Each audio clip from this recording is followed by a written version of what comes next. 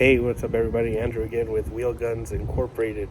Man, you guys really liked that COVID-19 video that we posted up. I'm noticing that it's starting to get a little bit of a following.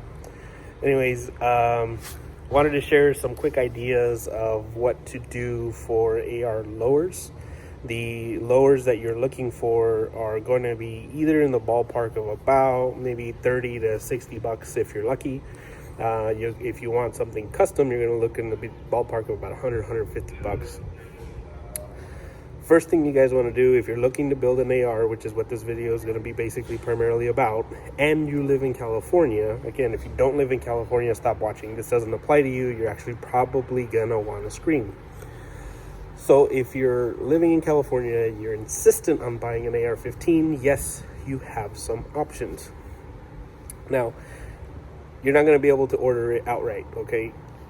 If you order an AR either through POF USA or Wilson Combat or LWRC or any of the other type of AR builders, you're going to need to tell them you live in California, and you're going to have to get some modifications to it, okay?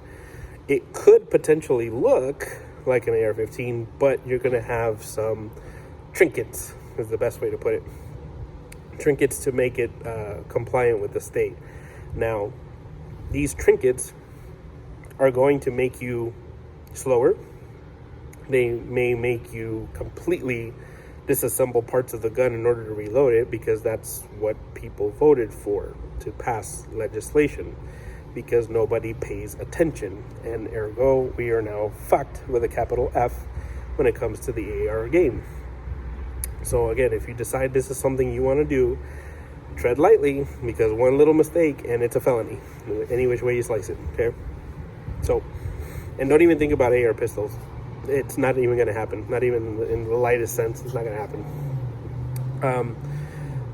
Again, going back to, let's start over with the lower, okay? So you're going to order your lower, you're going to have that shipped to an FFL, okay? The FFL may or may not receive it. You better call that FFL before you order to confirm they'll receive it. They may even have some on sale already that you may want to get. Not on sale, I mean for sale. Nobody sells a lower discounted. It's pretty much the most important part.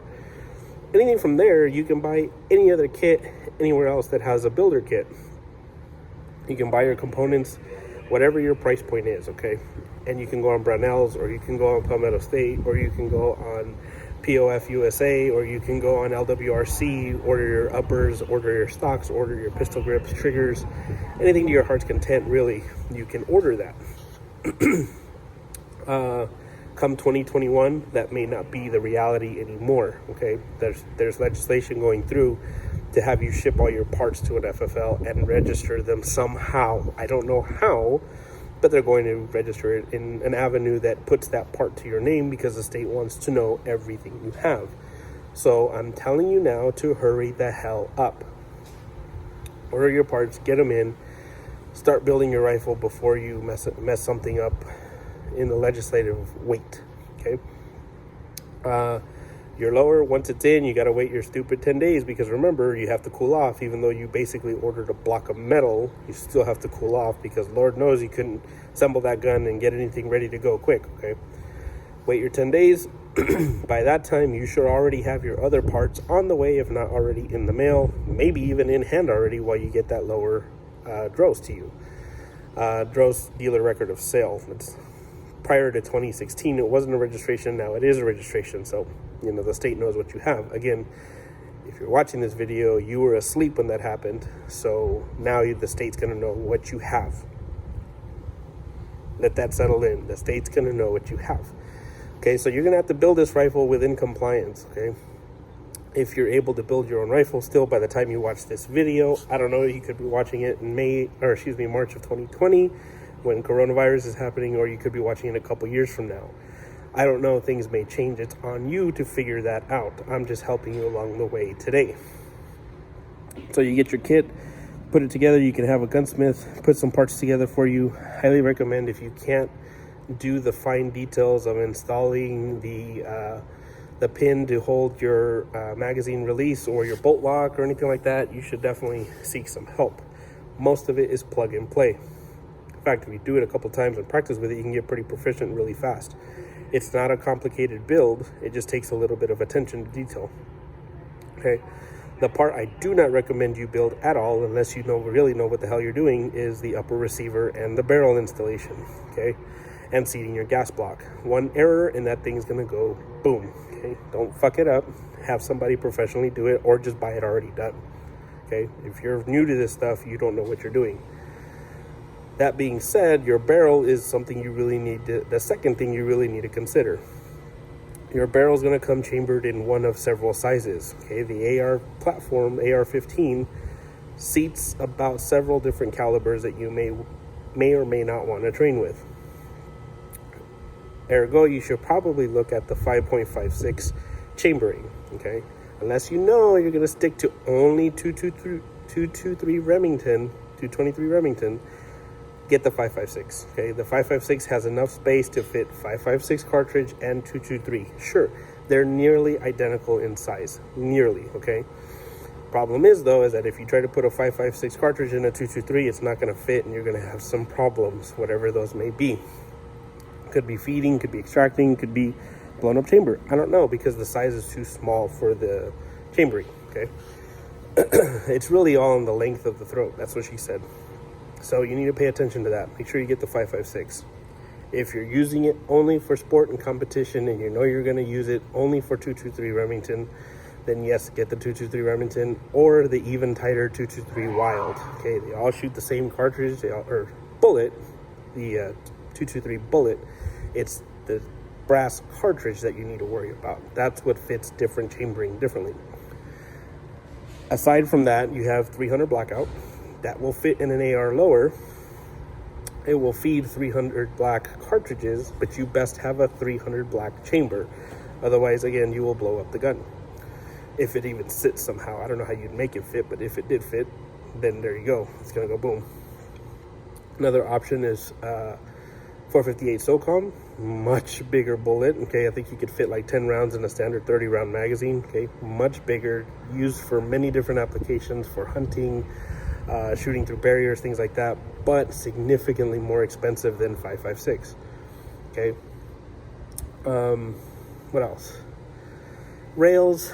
There's so many options for rails. Okay, you could do the standard quad rail if you wanted to go old fashioned. You can do the A2 vented grip if you wanted to do that. Strike Industries makes some great grips as well. They're adjustable. You can attach things any which way you want to. Okay, so Strike Industries would be a good start to look at. I mean, in fact, I think you could build the entire rifle off of stuff from Strike Industries. So check that out first. That might be a good start for you. They're really affordable, and they're pretty well thought out. If you decide to do something different, Brownells is another spot to check out. Midway USA is another spot to check out. Definitely check out those links. I'll try to post them at the bottom if I remember. Should be able to remember, but those are things you need to look at. So once you have your lower, your barrel, your preferred cartridge checked, you need to check out the option for compliance. Okay, if you're going to do a regular AR build, you want that pistol grip, you have to have that pistol grip. You need one. Sorry about that. Continuing on, had a phone call come in. Anyways, what we need to do is talk about compliance. Okay, you're gonna have one of two options. You're either gonna have your Juggernaut kit. Okay, Juggernaut Tactical sells a what do they call it? Well, it's the Juggernaut Ar15. Wow, I'm having a brain fart right now. Go to Juggernaut Tactical, look up their AR brake system. Okay, it opens up the upper from the lower receiver just enough so that you're within compliance, and you can do the open bolts. That's what I was thinking of, the open bolt reload. Okay, that's within compliance. They also just released the grip. I don't know if it's compliant yet, but it is coming up soon. You can always do the cross systems. They have this little detent chingus in the back. You pinch it, it unlocks your upper from your lower, and you can do your reloads that way. The other one, which is a really slow and shitty one, is the Patriot button, or the Patriot lock. It's terrible in design. It's terrible in application. It just fucking sucks altogether, okay? Don't even mess with them. The one that really works the best is the Juggernaut kit. If you have to have your evil features, if you will, get that. Otherwise, look at a Thorsden stock. The Thorsden stock is an avenue where you can still have a good grip May not look exactly like a pistol grip. In fact, it's going to look pretty ugly, but it's functional, okay? Looks best on the AK platform because it looks like a Mac 90, but you can go get a Thorsden stock for your AR and make sure that you have the regular magazine release installed on your lower receiver and still be within compliance. Considered a ranch rifle then, okay? Aside from that, your last option, which is probably the ugliest option, is the grip fin, okay? You can have all your features as long as you have a grip fin, which is a little Kydex condom that sits over your grip, doesn't allow your thumb to go over the pistol grip.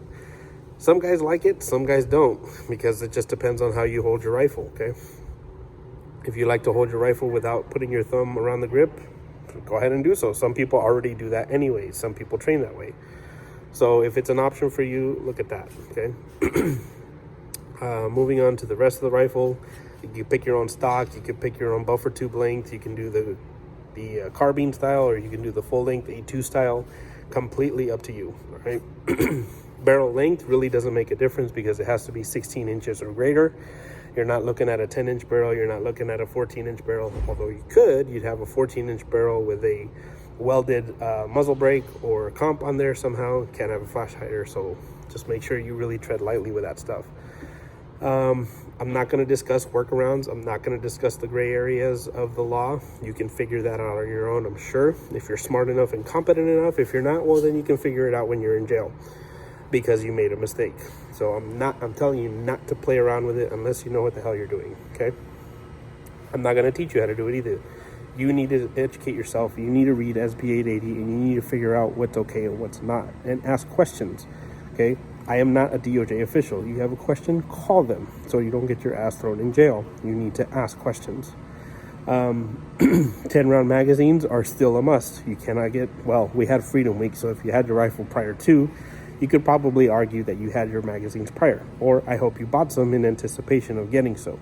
If you don't, good luck in possessing those magazines. We live in a very difficult state when it comes to ARs, so you guys need to understand that it may not always be the best option for you to have that. There are other rifles that do very well in 5.56 chambering. I'm encouraging you to look at the AK platform because it looks really good with the Thorsden stock. Again, it looks very much like a Mac 90, and you get the regular thumb release back. I sold my AK because I hated the original bullet button option it had on it. I wish I had seen this prior. Wouldn't have sold it, okay? AK is a phenomenal rifle. If you have the chance to get one, and I think you'll do very well with it. Another option, again, PC carbine. I push that a lot. If you already own Glocks, you already have the magazines for it, so just integrate that into your system as well. But saying that we're on ARs, good luck. Hope you make a good choice. I hope you make a sound choice. Don't get your ass thrown in jail. Peace.